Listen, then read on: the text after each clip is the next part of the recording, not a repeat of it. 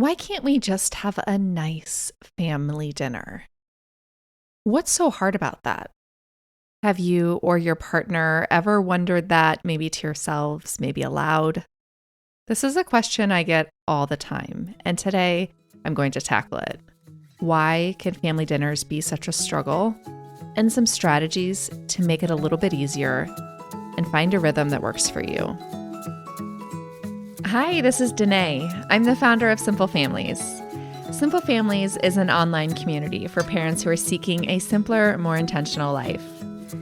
In this show, we focus on minimalism with kids, positive parenting, family wellness, and decreasing the mental load. My perspectives are based in my firsthand experience raising kids, but also rooted in my PhD in child development. So you're going to hear conversations that are based in research, but more importantly, real life. Thanks for joining us. Hi there, Danae here. Thanks for tuning in. I am excited to take on this somewhat lofty topic of family dinners today. It's a question I get all the time from parents. Why does it feel so stressful to get everyone to gather around the dinner table, to share a meal together, a time that's supposed to be something, quote unquote, all families do together, something that many of us feel like should just be a given? Before we get into that, here's a 1-minute word from today's sponsor. The sponsor for today is Prep Dish. Prep Dish has made my life so much easier when it comes to feeding my family. And easy and family dinners, as we're going to talk about today, are two things that are generally not synonymous. Prep Dish is a meal planning service. There's 3 steps. You'll get this PDF in your inbox each week. The first page is the ingredient list. I order my groceries online, so that's really easy. The second step is the prep day list, the things that I can prep in advance to make step 3, dish day, even easier. So when you get to step 3, which is getting the dish on the table on the actual day, most of your work is already done for you. You've done a lot of the heavy lifting on prep day. From meal planning to execution, Prep Dish makes it easier. Go to prepdish.com/families to try 2 weeks free. Again, that's prepdish.com/families to try it free for 2 weeks. Many of you listening will know that there is research to support the family dinner. We know that family dinners help our kids to eat better. Research shows that nutritional intake and the quality of the diet improves when families are gathering together at the table. When it comes to the adolescent years, we know that family dinners can reduce risky adolescent behaviors like alcohol use and drugs, school performance, etc. So the benefits of family dinners are twofold, well, at least twofold, in that they have the potential to improve our physical health through the quality of our diet, and also have the potential to improve our mental health and our children's mental health through the social connection that takes place. Now, notice I use the words potential and possibility when talking about those benefits. Because for many, many families, the family dinner might actually be taking away more than it's giving. It might actually create more stress and have a negative impact on mental health. It might not move the needle on getting kids to eat new foods. There's no guarantees. So we have this catch-22 that comes into play here, where the research tells us that if we get the family to the table for dinner, it's going to improve the quality of our children's diets. Well, at the same time, if we get the family to the dinner table and the dynamics and overall vibe at the table is negative, it's going to decrease our likelihood of our kids trying new foods and expanding their diets. So as a parent, that's an easy place to feel stuck. And we're going to talk more about that today. If family dinners feel overwhelming, know that you're not alone. I want to talk first about some of the obstacles that many families face, and also we'll get to some strategies. But first, I want to encourage you to start right where you are. Even if family dinner time is a hot mess in your house, even if you've got 3 kids on iPads while you're shoving food in their mouths, or a couple of kids who refuse to come to the table, or a partner who never comes home on time, or McDonald's at the table every day, or maybe dinners are taking place in the car, wherever you are with family dinner, Start right there. Now, if you're in one of those places that I just mentioned, there is a possibility that you're also there with some shame or some guilt, feeling like you're stuck, feeling a little embarrassed, because family dinners are quote unquote what we're supposed to be doing. There's a lot of idealizations around the family dinner. Let's start with unpacking a bit about what comes to mind to you when I say family dinner. What are your idealizations? I'll tell you mine. So mine is, for whatever reason, a large family, a larger family than mine, sitting around a dinner table. Maybe it's an extended family or a family with a lot more kids than I have. And all the food is placed on the table. This is not a buffet style family in my idealized family dinner. It's all on the table, of course. The kids are willingly and happily passing the food back and forth, using all of their utensils. There are placemats on the table. For longtime listeners, you know my beef with placemats. There's even a nice centerpiece in the middle of this table. The dinner is fairly long. I would say somewhere in the range of 45 minutes each night. And the food is completely home cooked, from scratch. Even the beans, they're not coming out of a can. In my idealized family dinner, we're taking turns going around the table, sharing a little bit about our days. Maybe we're doing highs and lows. We're celebrating each other, making eye contact. I don't even know if I need to mention this, but of course, there are no devices anywhere within 20 feet of the dinner table. No one, and I mean no one, is standing up and walking away from the dinner table for any reason. That means the person who prepared the dinner, me, has remembered to give everyone a glass of water and a fork and a napkin. Oh, there's more. No one takes a bite until everyone is seated around the table and everyone has all the things they need to engage in the meal, which I've remembered to put all of those things on the table because for whatever reason, I've made that my job. So we all sit down together and we stay seated the entire meal and we don't eat until everybody's there. If an unusual circumstance arises, like somebody has to go to the bathroom, of course that somebody excuses themselves, walks away from the table and comes right back, having washed their hands with soap. And when everyone's done, they stay at the table until everyone is finished. Even the 2-year-old waits at the table until everybody has finished. And then we walk away together. We all pitch in and clear the table, load up the dishwasher, wash the dishes, and then in an orderly fashion, march up the stairs to start shower/bath bedtime. I mean, I could probably go a little deeper on that. I mean, maybe after dinner, we do like a read aloud together. I'm not sure. But I'm wondering, after listening to my description of the idealized family dinner, how much of that is in your description? Maybe pre-kids, you started kind of creating this vision.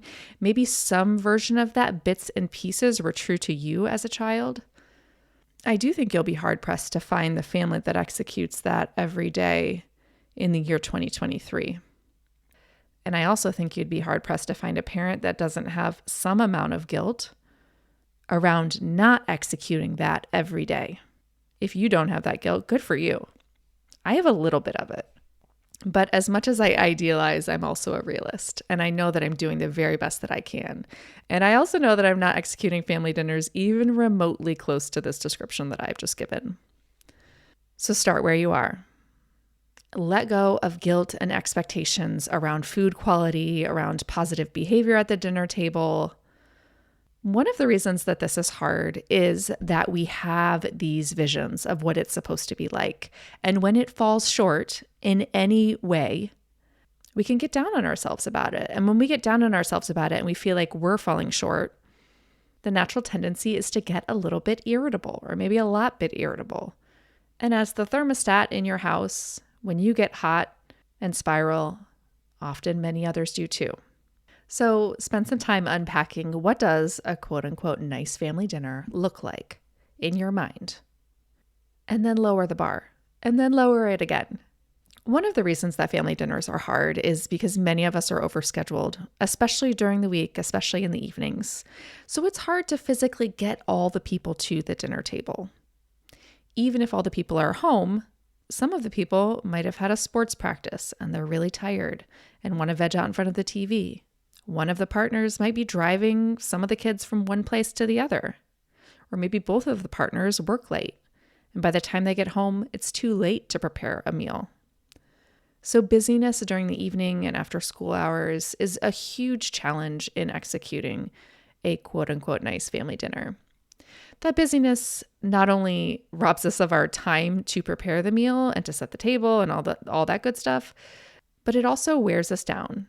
And it makes the evenings a very vulnerable time of the day to pull off a home-cooked meal with the family gathered round for any amount of time with any bit of decent behavior.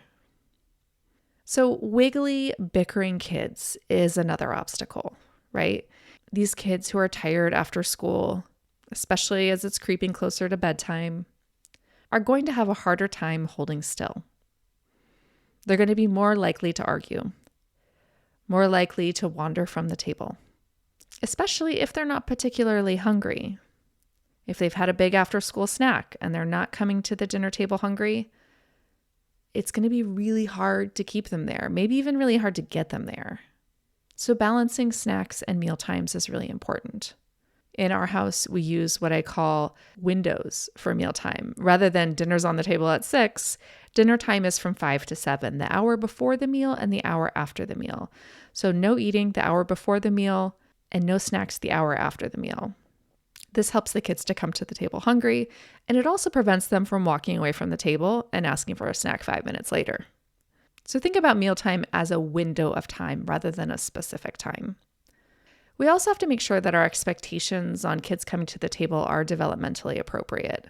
A 2-year-old's not going to sit at the dinner table for 45 minutes and have an in-depth conversation with you because they just don't have the language skills. They don't have the patience. They don't have the frustration tolerance to deal with the sibling that's poking them. The same could be said of a 4-year-old or an 8-year-old, or sometimes after a long day, even a 12-year-old. So not only is it dependent on their age and their developmental stage, but also the kind of day that they had. That goes for us too. If your idealized family dinner has a home-cooked meal and you don't get home from work until 6 o'clock, it's going to be tricky. This year, I've started working late one night a week. I've been using Prep Dish for years in order to do the bulk of the meal prep in advance, so it is really quick to get the meal on the table the day of. But even if 10 or 15 minutes feels like too much for you and you are reaching for fast food, you're reaching for frozen meals from the freezer, you might see if you can do all the prep in advance. On the weekend, I make a giant pot of soup, and that's kind of like our emergency mealtime. So on the days, which is often, that I don't cook dinner or for lunches, especially for my husband and I, we eat whatever the soup is that I cooked on that Sunday. If you're going to do that, if you're going to have one giant meal that you're going to eat for leftovers all week during those vulnerable periods of time, I would encourage you to make sure that getting that meal on the table is going to be as easy as getting a frozen pizza on the table. That means just reheating it. So that's a giant casserole, a giant pot of soup, something that just needs heated up and can be prepared fully in advance. I think that a lot of people get caught up in the duration of the meal, that it's too fast. The kids come, they have a couple bites, and they run away from the table. That also can be developmentally appropriate. I do find that the duration of the meal tends to last longer if the food is served on the table versus buffet style. If you have kids who have a short attention span and can barely sit for 5 minutes, if you do place the food on the table, you can encourage them to scoop their own food. They may feel more likely to have seconds if the food's still in front of them. It makes the meal a bit more engaging when it's served family style like that on the table. So that can extend the length of a meal some.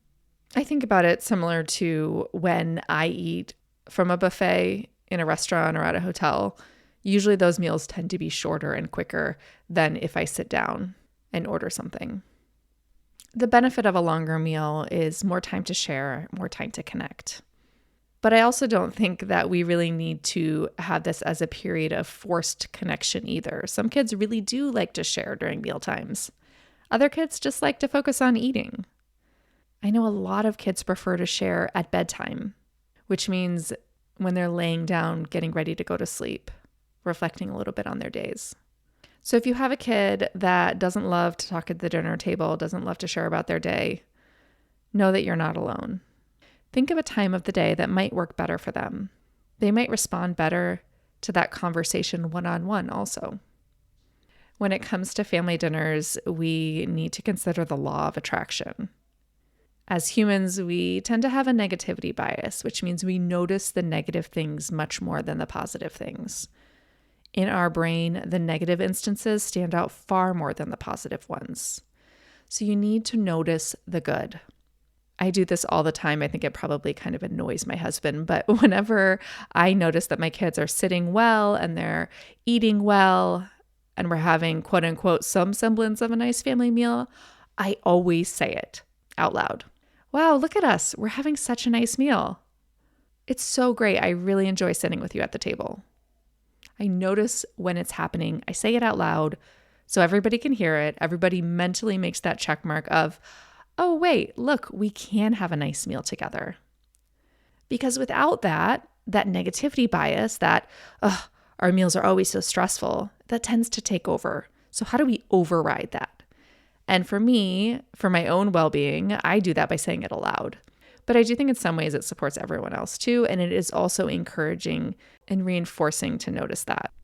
We need to get away from thinking that the only family dinners that are valuable are the ones that are home cooked. If it's takeout and you're sitting together, looking each other in the eye for a few minutes, that's a win. I remember pre-kids, a family that we were friends with invited us over. They had 3 kids, we had 0. And they invited us over for dinner and we got there and it was takeout. It was barbecue. And I was really surprised. I'm like, wow, that's interesting. You invited us over for dinner and you didn't even cook? 27, 28-year-old me was very judgy about this. But now I get it. I understand all that goes into the preparation. And now I really do value spending time with friends and other families and eating takeout together. It's less stress and more opportunity to enjoy each other. But according to the research, one of the big perks of family dinners is the improved dietary quality. So having takeout every night that might be loaded with sodium and carbs and other things that are not well balanced, we're probably not getting the full benefit. But hey, if we're getting the social benefit and missing out on the dietary benefit, at least we're 1 for 2. We're human. We can't win them all. We shouldn't even try. So I really think sitting down with your family and having takeout together, or sitting down with another family and having takeout together, there's still immense value in that.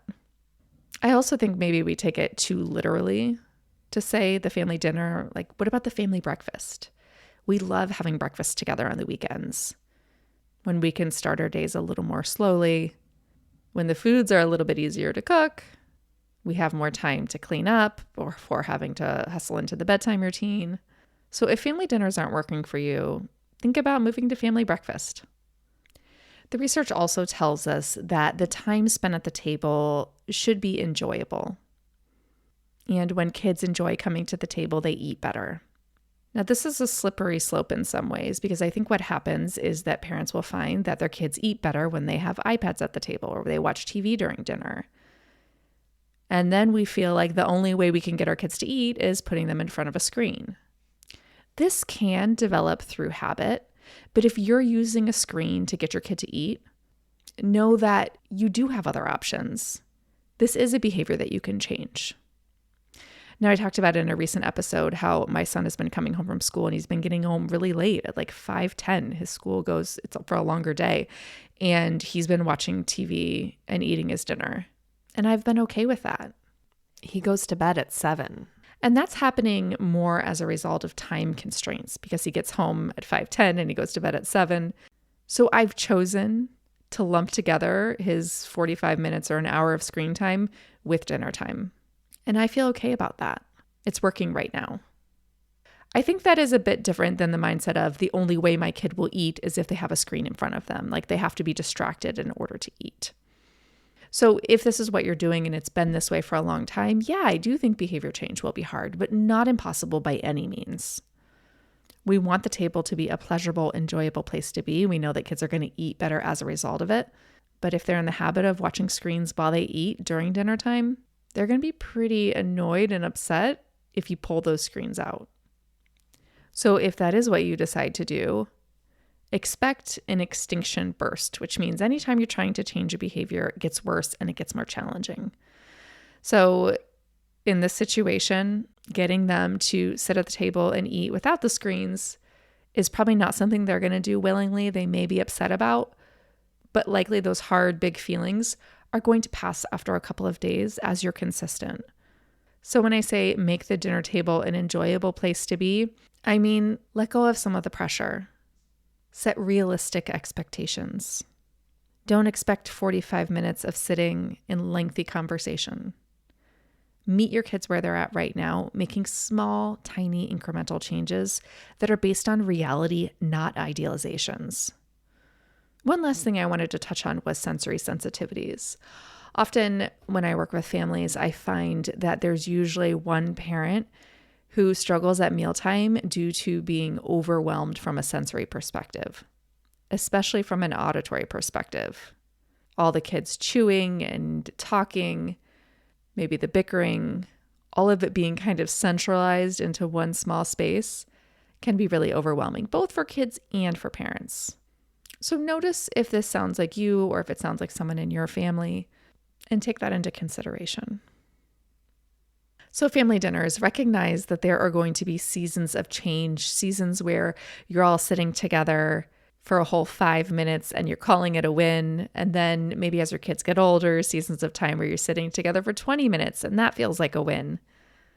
Meet your kids right where they're at. Know that you have limitations based on your schedule, based on their schedules. If the schedule is something that can be tweaked and revised to make more space for this, then go for it. But make sure that your expectations for the quality of food, the amount of time that you're spending together, the frequency, the gourmet quality of all the meals, make sure those expectations are realistic for you and your family. Thanks so much for tuning in.